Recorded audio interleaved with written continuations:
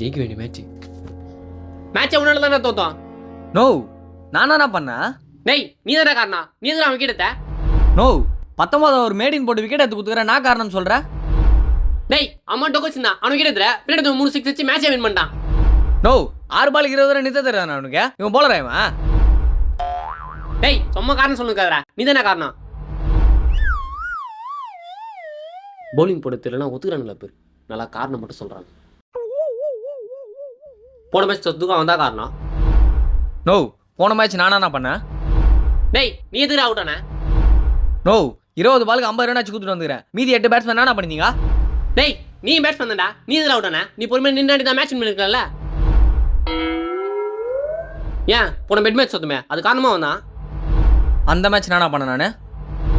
டேய் உன்னை சிக்கடிக்கிறது எத்தனை வாட்டி சொல்லிக்கிறேன். எப்பவுமே வந்து சிக்க அடிப்பான். நீ எனக்கு சிக்கச்சல ஆனால் நீ தோத்தோம். இப்போ 10 மேட்ச் தோக்க போறதுக்கு காரணமா வந்தான். நோ இன்னும் மேட்சே இல்லையாண்ணா?